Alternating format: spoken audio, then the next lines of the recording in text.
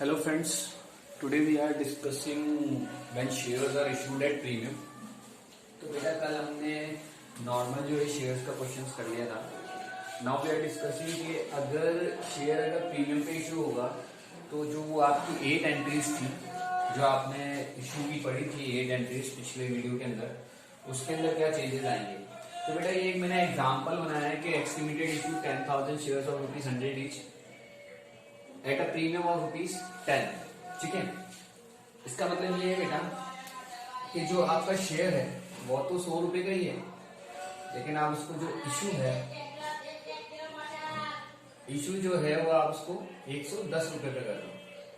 जब ऐसा होता है तो उसको हम बोलते हैं इशूड एट प्रीमियम. उसको क्या बोलते हैं? Issued at premium. तो बेटा जब भी शेयर इशूड एट प्रीमियम होगा तब हम क्या करते हैं बेटा, एक सिक्योरिटी प्रीमियम रिजर्व अकाउंट का यूज करते हैं. सिक्योरिटी प्रीमियम रिजर्व अकाउंट का यूज करते हैं.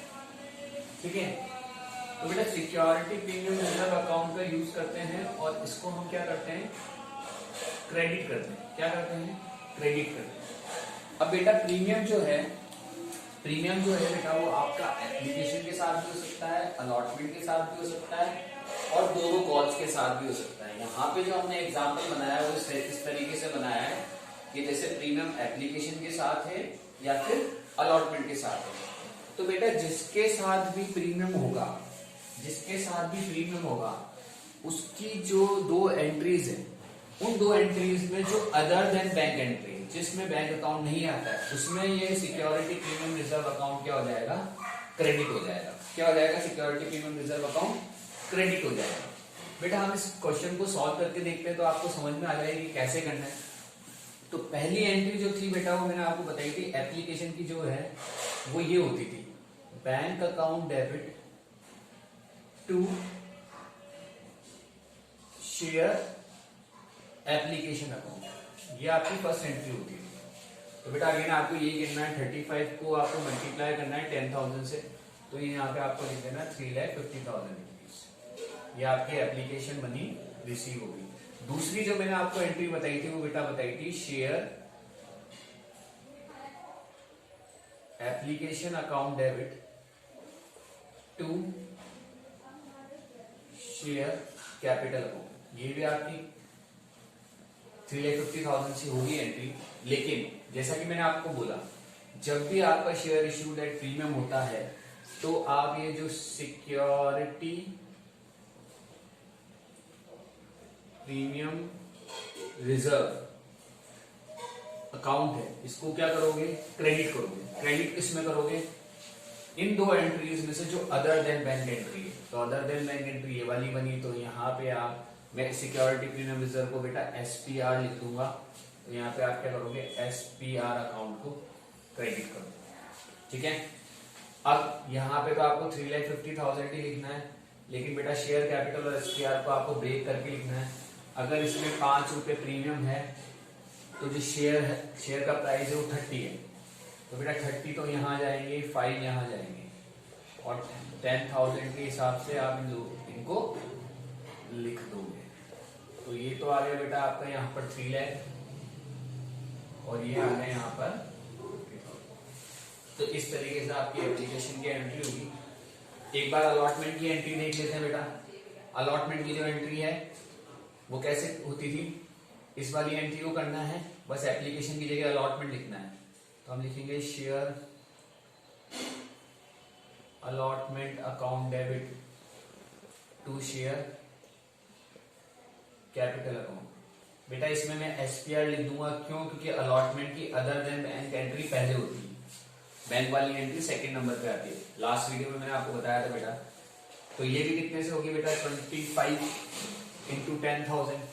तो यहाँ पे तो आपको 2,50,000 लिख दोगे. फिर आपको क्या करना है? 25 को ब्रेक करना है 20 और 5 के अंदर, 20 और 5 के अंदर, और आपको ये अमाउंट ऐसे लिख देना है. 10,000 इंटू 20 2 लाख हो जाएगा और 10,000 इंटू 5 50,000 हो जाएगा. तो ये अमाउंट ऐसे फिल हो जाएगा. ठीक है। जब आप नेक्स्ट एंट्री करोगे, नेक्स्ट एंट्री करनी होती है ये वाली, इसके अंदर एप्लीकेशन की जगह अलॉटमेंट लिख देना। पिछली एंट्रीज में भी मैंने, पिछली वीडियो में मैंने आपको बताया था, ठीक है, वैसे ही आपको करना है। शेयर अलॉटमेंट अकाउंट, ठीक है। 2.5 लाख का अलॉटमेंट था, 2.5 लाख का अलॉटमेंट आपको रिसीव हो गया। इस तरीके से बेटा आपकी एप्लीकेशन की 2 एंट्री हो चुकी हैं, अलॉटमेंट की 2 एंट्री हो चुकी है। बस आपको एक फर्स्ट एंड फाइनल कॉल की एंट्री और करनी है। तो फर्स्ट एंड फाइनल कॉल की एंट्री कैसे करते हैं बेटा, हम ड्यू करते हैं। ड्यू कैसे करेंगे, अलॉटमेंट की एंट्री को देख के करेंगे। Share allotment account debit to share capital, इसकी जगह हम क्या लिखेंगे, share first and final call account debit to share capital. Share first and final call account debit to share capital. इसमें एसपीआई नहीं आएगा क्योंकि यहां पर प्रीमियम नहीं है, तो ये आ जाएगा बेटा, ये वाली एंट्री हो जाएगी 5 लाख रुपीज से, ठीक है। दूसरी रिसीविंग की एंट्री हो जाएगी bank account debit to share first and final call account, ठीक है। तो बेटा इस तरीके से क्या है, ये आपका क्वेश्चन हो गया। 3 इंस्टॉलमेंट्स थी तो 6 एंट्रीज हो गई। ये शेयर इश्यूड एट प्रीमियम था, तो जो आपको बात ध्यान रखनी हो, क्या याद रखनी, जब भी शेयर इश्यूड एट प्रीमियम होगा, security premium reserve account credit होगा। क्रेडिट कब होगा, जिस भी इंस्टॉलमेंट के साथ ये प्रीमियम होगा, उसकी जो 2 एंट्रीज होती है उसमें से जो अदर देन बैंक एंट्री होती है उसके अंदर क्या होगा, क्रेडिट होगा। तो यहां पर जो मैंने एग्जांपल बनाया था, एप्लीकेशन के साथ प्रीमियम रखा है 5 रुपए का और अलॉटमेंट के साथ प्रीमियम रखा है 5 रुपए का। तो मैंने एप्लीकेशन और अलॉटमेंट की जो अदर देन बैंक एंट्री थी उसमें प्रीमियम को क्या करा है, क्रेडिट किया है, ठीक है। अब बेटा हम क्या करते हैं, नेक्स्ट टॉपिक डिस्कस करते हैं, ठीक है। सो बेटा next topic we are discussing is call in advance. हम कॉल इन एडवांस को डिस्कस कर रहे हैं बेटा। तो कॉल इन एडवांस में पहले ही डिस्कस कर लेते हैं कॉल इन एडवांस होता क्या है। तो बेटा जैसा कि मैंने आपको कहा था कि जो शेयर का प्राइस है वो कभी भी एक साथ नहीं मंगाया जाता, एक साथ भी मंगाया जाता है, ऐसा नहीं कह सकते कि एक साथ नहीं मंगाया जा सकता, लेकिन जो हमारे क्वेश्चन है वो ज्यादातर ऐसे हैं कि सारा प्राइस एक साथ ही मंगाया जाएगा, इंस्टॉलमेंट में मंगाया जाएगा। तो बेटा वो इंस्टॉलमेंट्स क्या होती थी, एप्लीकेशन होती थी, अलॉटमेंट होती थी, फर्स्ट कॉल होती थी, सेकंड कॉल होती थी, ठीक है। तो what is call in advances, अगर आप फर्स्ट कॉल को अलॉटमेंट के साथ पे कर दोगे या फिर सेकंड कॉल भी आप अलॉटमेंट के साथ पे कर दोगे तो हम इसे कॉल इन एडवांस बोल सकते हैं। ऐसा भी हो सकता है कि आपने सेकंड कॉल फर्स्ट कॉल के साथ पे कर दिया तो उसे भी हम कॉल इन एडवांस बोल सकते हैं। बेटा कुछ बहुत कम सिचुएशन में ऐसा भी हो जाता है कि तीनों चीजें क्या होती है, एप्लीकेशन के साथ आ जाती है, तो that is also a call in advance. तो कॉल इन एडवांस का बेटा बेसिकली मतलब यही है, जब आपका टाइम है अमाउंट देने का और आप उस टाइम से पहले किसी इंस्टॉलमेंट के साथ उस अमाउंट को पे कर देते हो, that is called call in advance, उसे हम कॉल इन एडवांस बोल सकते हैं। तो बेटा मैंने एक एग्जांपल यहाँ पे आपके लिए बनाया है कि X limited issue 10,000 shares of 100 each, amount to be collected as follows. Application पे 30 है, अलॉटमेंट पे 20 है, फर्स्ट कॉल पे 20 है और ऑन सेकंड कॉल 30 है। फिर मैंने लिखा a share holder holding 200 shares paid both calls with allotment. उसने क्या करा है, दोनों कॉल्स अलॉटमेंट के साथ पे कर दी। आपको जनरल एंट्रीज पास करनी। तो बेटा पहले अपन ये डिस्कस कर लें कि कॉल इन एडवांस की एंट्री क्या होती है। तो बेटा कॉल इन एडवांस की एंट्री क्या होती है, जब भी आपको कॉल इन एडवांस आएगा तो आप एंट्री करोगे bank account debit to call in advance.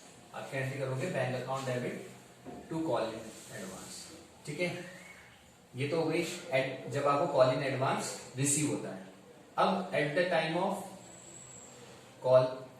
Of call क्या करोगे आप, तो at the time of call क्या करोगे, पहले तो आप कॉल को ड्यू करते हो। कैसे करते हो, ऐसे करते हो, share call account debit to share capital account, ऐसे करते हो ड्यू। और कॉल को रिसीव कैसे करते हो, ऐसे रिसीव करते हो, bank account debit to share call account. तो बेटा आपको क्या करना है, जो कॉल इन एडवांस आपने, जब कॉल इन एडवांस रिसीव हुआ था, जब आपने यहाँ क्रेडिट किया था, उसको यहाँ पे क्या करना है,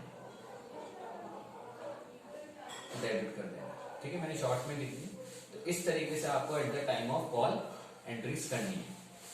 ठीक है, अब एक बार हम क्वेश्चन को करके देख लेते हैं, ताकि ये जो आपको चीज मैंने समझाई है वो आपको समझ में आ जाए। तो बेटा पहली एंट्री आप क्या करोगे, यहीं पर स्टार्ट कर लेते हैं। पहली एंट्री आप क्या करोगे, पहली एंट्री आप करोगे bank account debit to share application account. इसमें तो कोई प्रॉब्लम नहीं होनी चाहिए। 30 इंटू 10,000, तो ये आ गया बेटा आपके पास 3 लाख रुपए समथिंग। दूसरी एंट्री ट्रांसफर की होती है, जो यहां से स्टार्ट होती है शेयर एप्लीकेशन से। Share application account debit to share capital account. ये हो गई आपकी एंट्री, एप्लीकेशन की 2 एंट्रीज आपकी कंप्लीट हो गई। क्या क्या थी, bank account debit to share application, share application to share capital. 2 entries आपकी एप्लीकेशन की हो गई। नाउ हम बात करते हैं अलॉटमेंट की।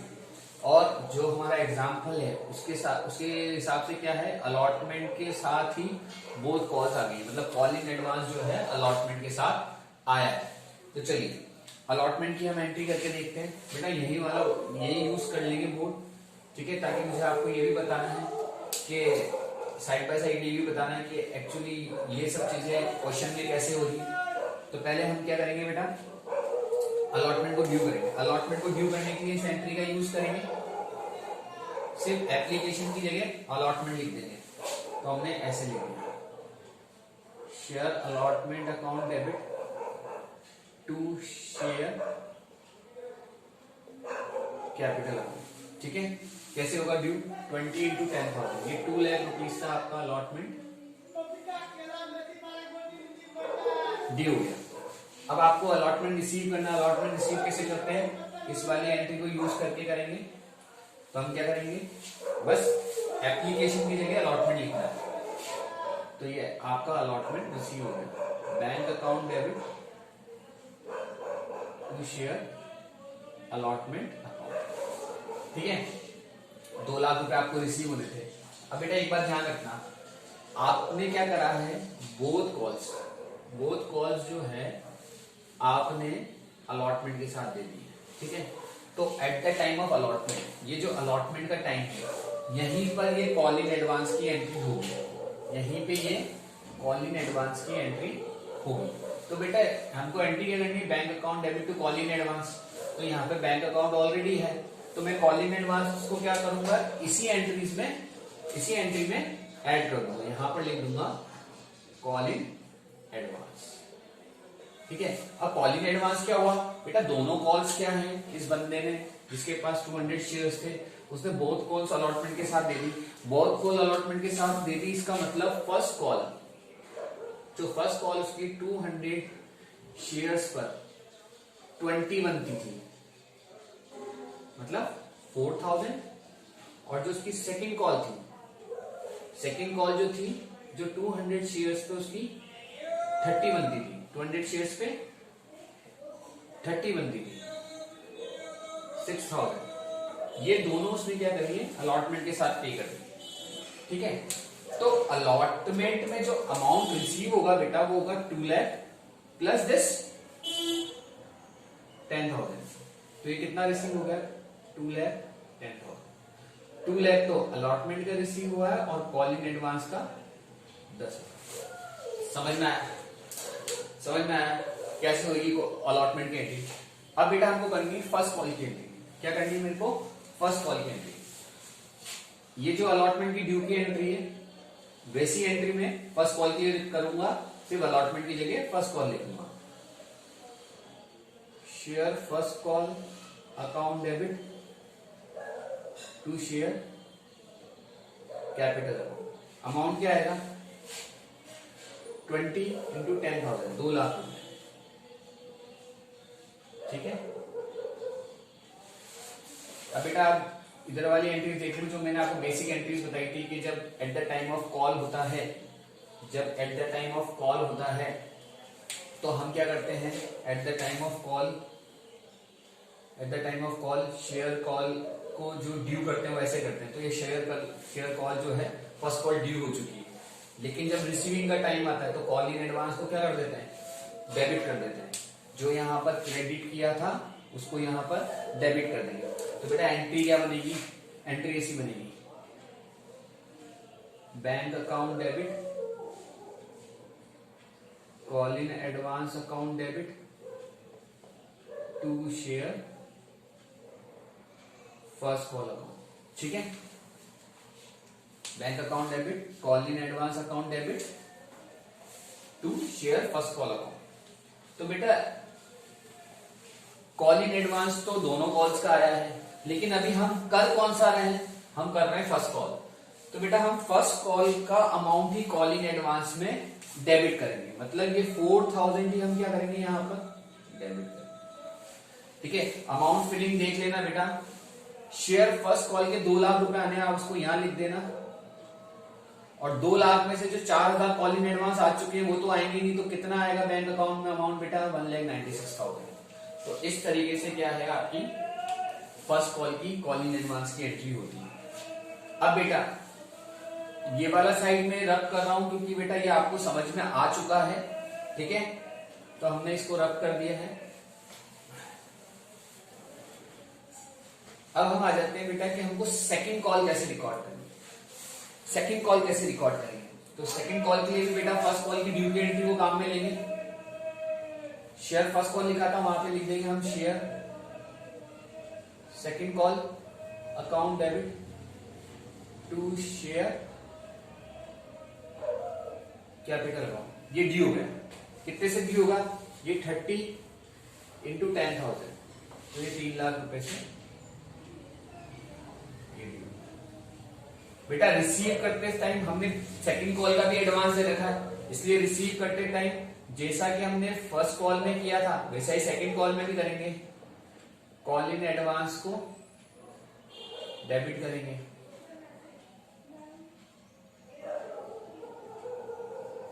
ठीक है। तो कॉल इन एडवांस कितना है बेटा, सेकंड कॉल का कॉल इन एडवांस कितना है 6,000, तो आप उसको 6,000 को डेबिट में लिख लीजिए।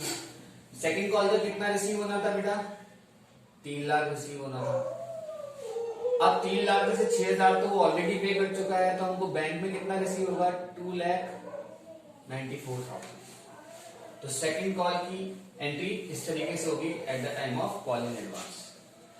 तो बेटा आप ये चीज ध्यान रखें कि आपने क्या किया है बेटा, कॉल इन एडवांस को यहां पे पहले क्रेडिट किया है, और जैसे जैसे कॉल होती गई वैसे आपने उसको डेबिट करके बैंक एंट्री के अंदर कैंसिल कर दिया।